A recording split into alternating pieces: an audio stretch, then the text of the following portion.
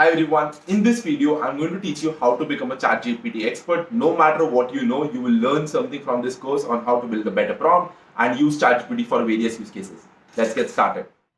Okay, hi everyone. Now we're going to start with a very simple use case to learn the basics of prompt writing in ChatGPT. Okay, the first one is we all have to write emails. Okay, so I'm going to start with a very basic prompt. Write an email to my coworkers explaining that we are having an office celebration. We're having a celebration. We're having a celebration. That's it. And that's it. Now, this is probably the most basic prompt that most people write, right? Now, I am going to tell you what are the issues with this prompt. Okay, let's look at this. First of all, it doesn't know whom it's addressing to. The celebration will take place. It doesn't know where it is happening. It doesn't know when it is happening.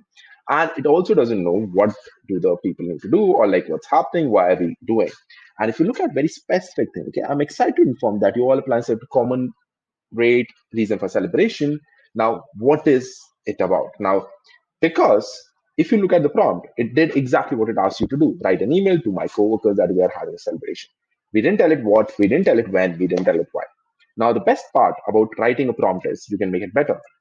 Write an email. I'm just going to copy paste that, okay? So just to save time. And now I'm going to do a couple more things. This is called actually starting to do a bit of more prompt engineering or giving more, providing more context.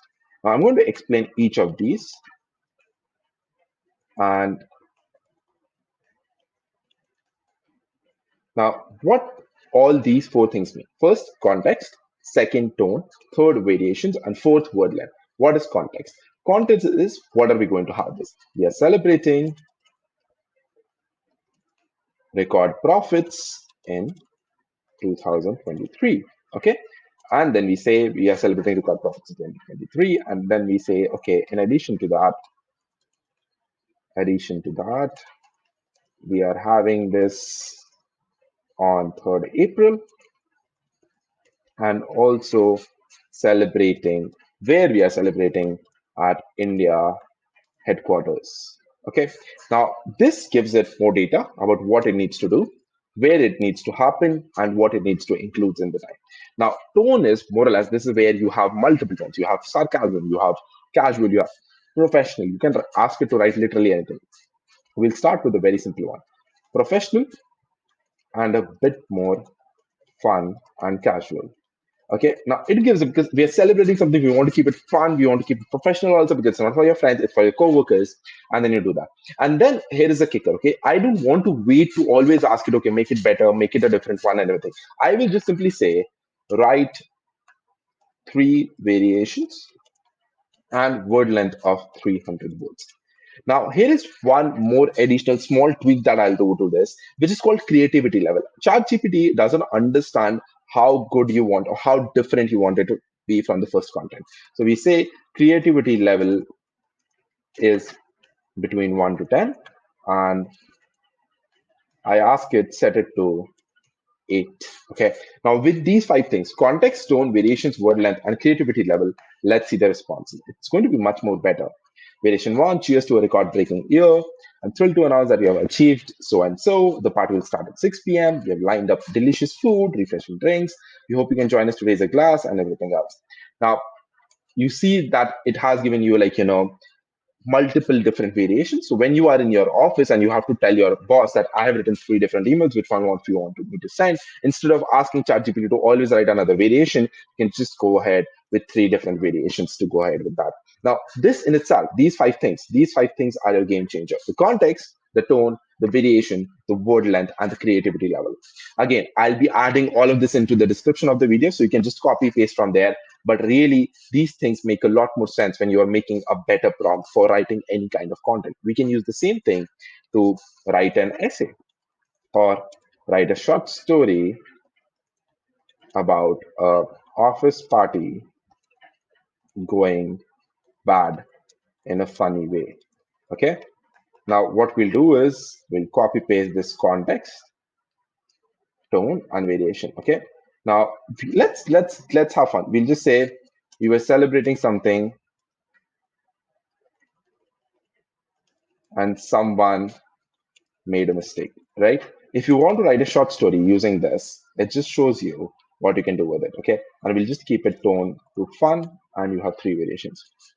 Now, it will write a very quick short story that you can use in like and as a party opener, as something else.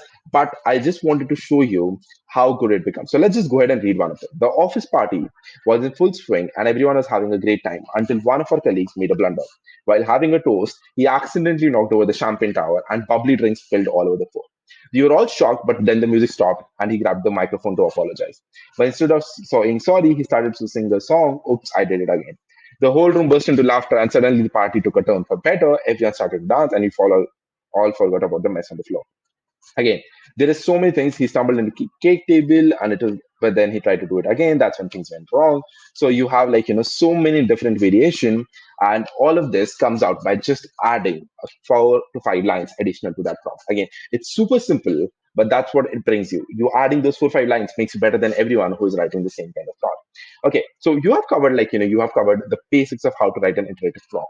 Let's go a bit higher. Let's try to use actual office purposes. Okay, let's use it to make Excel. Let's go ahead. Okay, now write an Excel formula. Let's take a use case that we have a list of names of people who have input their dietary preferences for their party. So let's they have chosen veg, non-veg, but some people, as always, have put in twice. Maybe they forgot the first time that they probably put in the wrong input. That's why they have inputted again. So you have to select the last input of that person. So if Akshat has input 3 times, I just want to select the third input of that. So how do you write it? Write an Excel formula to select the last time a unique name is appearing in a list of names. We ask people. Now, again, if you just do this, right, then it will select the last few names appearing in a list of names. It can give you a decent understanding, right? But most of the times, this one is maximum to find the maximum value in the column B. But what if you don't have the timestamp, right?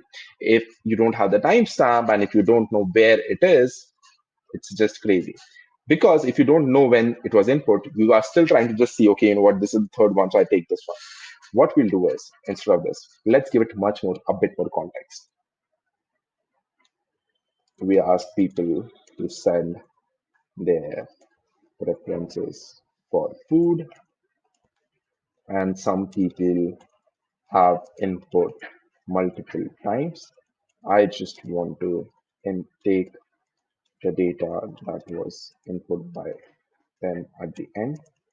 I don't have a timestamp. If the record is at a lower number of row, consider that as the one. Please highlight the right records. Okay, now after this, it will actually tell you how to do it. And yes, the answer is that you use conditional formatting with a certain number that, okay, which is the last entry, and you just use it. It's super simple. And now it gives you a much better answer. If you see how the answer changed from using timestamp to actually solving your problem by just defining more context. But that's the whole beauty of it. Maximum people just want to get the job done, and maximum times they just keep coming back to ChatGPT to make it solve again because they didn't give the prompt in better time.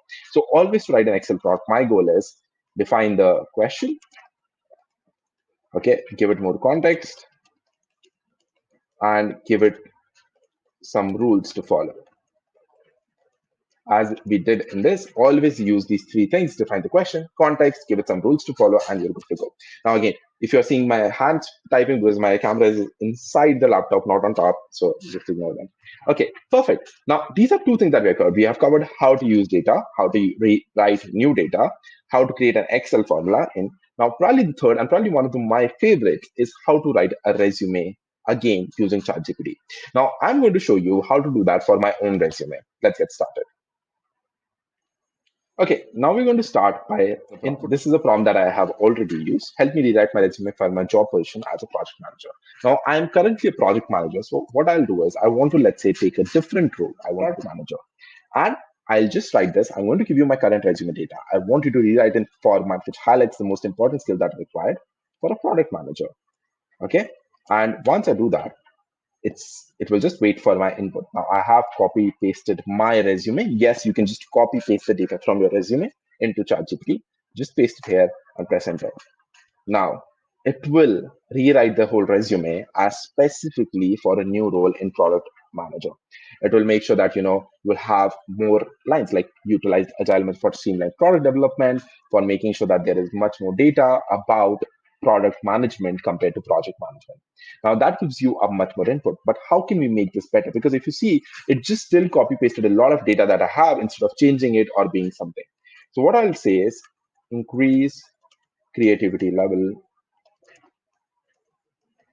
to 9 and ensure that resume is something that if a recruiter for product management sees it, immediately likes it. Okay, now I leave the spelling of now very simply, it will make it much more better. It will better it for a resume standpoint for a recruiter to see. If you see, it has become like showcasing innovative and creativity. From my first part, it has improved so much by just giving it more data of what I wanted actually to do. Now you would think that ChatGPT will know that obviously if I'm writing a resume, it is writing for specifically for a recruiter, but it's not so clear. So the most important part with all of these things is, guys, first of all, define what the prompts are, give it more context, give it more data, and become better at writing it by practicing them. Okay. Now I'll close the video right now because else we can just keep going along and long. But please follow me because there are much more use cases that we are going to cover. These are the three most important parts: resume, Excel, and content writing. And I'll see you in the next one. I'm so glad that you watched the video and understood how to use ChatGPT better and also make the best prompts for your use cases. If you want to learn more, please follow me. I'm going to create multiple videos on about multiple use cases on how to use ChatGPT. Give it a like, share this video with your friends. It will help me a lot. And please, please do subscribe. I'll love to see you in the next one. Until then, have a great day and use ChatGPT for anything that you require.